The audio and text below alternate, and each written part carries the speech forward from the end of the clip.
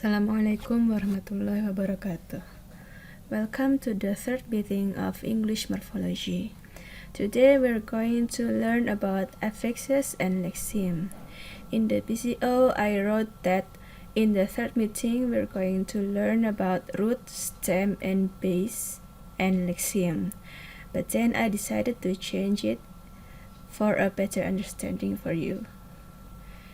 So before we start, I will advise you to read the book from Katamba and Parker and Riley, because I will take many references from those two books, including an introduction to English morphology by Andrew Carstairs McCurdy. I want you to read more than one book, so I will take references from those two books besides the Carstairs and McCarthy. So let's start. I believe that all of you have already known about what affixes is, because in the introduction to linguistics, I believe that you already learned about it too. But then let's just refresh your memory about affixes. So affixes are morphemes which only occur when they are attached to some other morpheme or morphemes. And then affixes cannot stand alone as a word. So there are two types of morphemes based on whether the morpheme can stand alone as a word or not. There are free and bound morphemes, and affix is categorized as bound morphemes. We're going to learn about free and bound morphemes in our future meetings, but I believe that you already have some kind of understanding about it, free and bound morphemes. In English, we have three types of affixes, which are prefix or awalan, and suffix or akhiran, and infix or sisipan. So this is a little bit of note for you. There are more types of affixes actually in other languages. For example, circumfix, duplifix, etc. And then for example, bahasa Indonesia has confix. Confix is awalan and akhiran. Affixes which consist of prefix and suffix. For example, the confix ke-an in the word keburukan, or dikan in the word diamankan. However, in English, there are only three types of affixes. The first one is prefix. Prefix is an affix that's placed before a word to change it into a different word. And then an affix is attached before a root or stem or base. You have already known about what a root is. A root is the core of a word, the very core, inti dari sebuah kata yang tidak ditempeli oleh morfem apapun. That is a word. That is a root, or a stem or base. These two terms, we will learn about it in our next meeting next week. For example, for prefix, there are dis in the word disagree, and then pre in premature, inter in internal, and anti in antibody.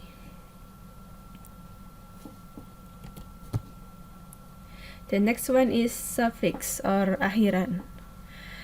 Suffix is an affix that's placed after a word to change it into a different word. And then suffix is attached after a root or stem or base.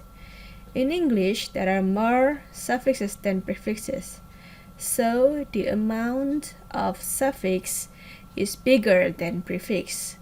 For example, the word disagreements. Disagreements. In that word, we have one prefix, which is dis, but then we have two suffixes, which are meant and us. So in that one word, we have one prefix but more than one suffix. Because the amount of suffix is a lot bigger than prefix in English. For example, in suffix we have li in the word slowly, s in rights and bees. You have to pay attention to this because the meaning of the suffix s in the word rights is different than the word bees. Rights refers to the subject. The subject should be he, she, or it.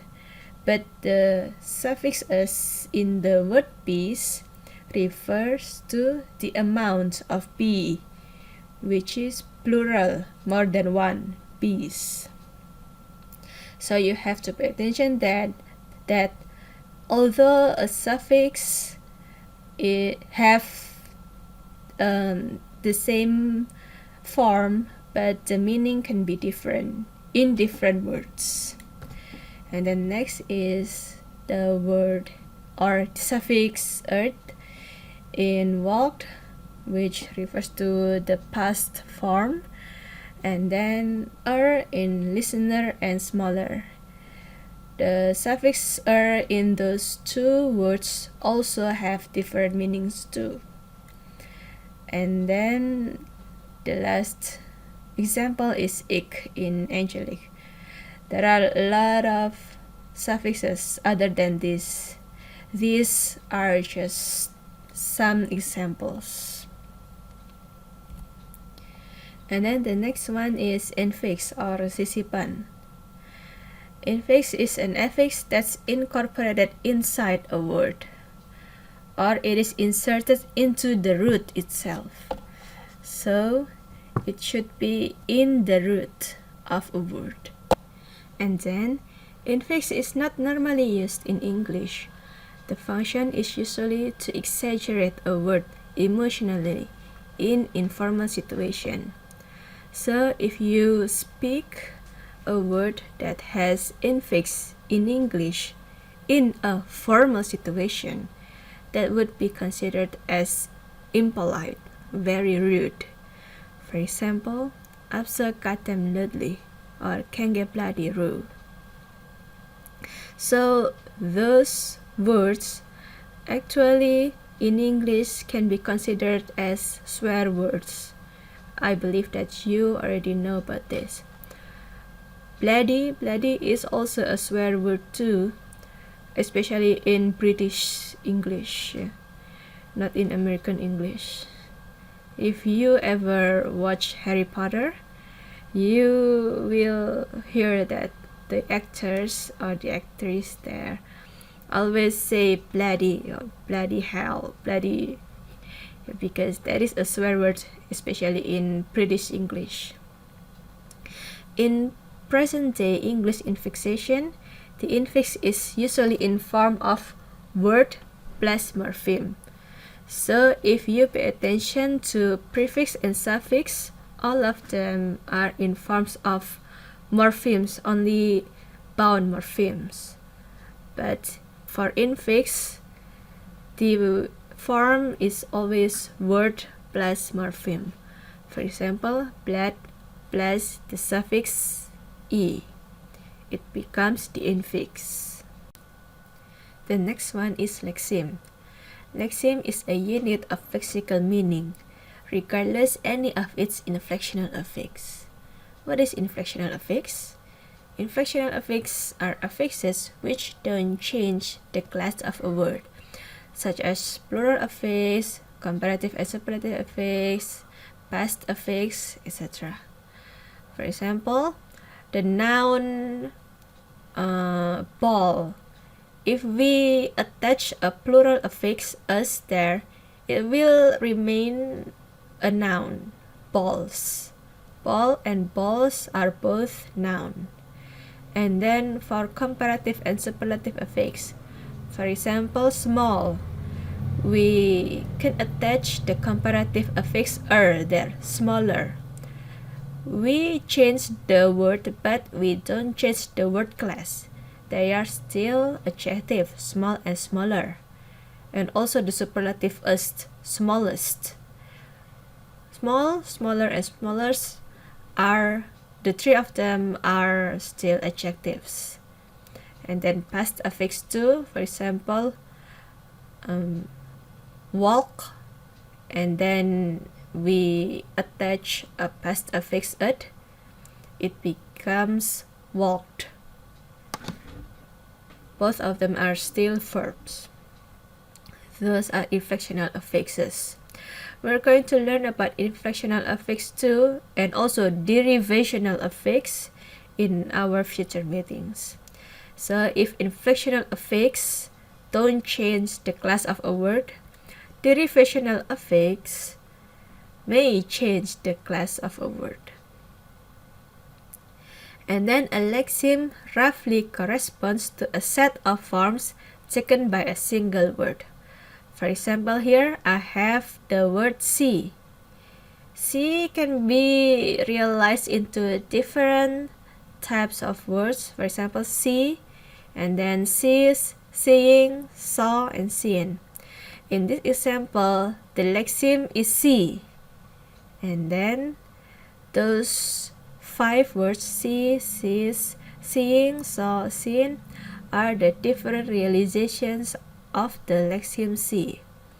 So the word see here in the second line is also one of the realization of the word lexeme.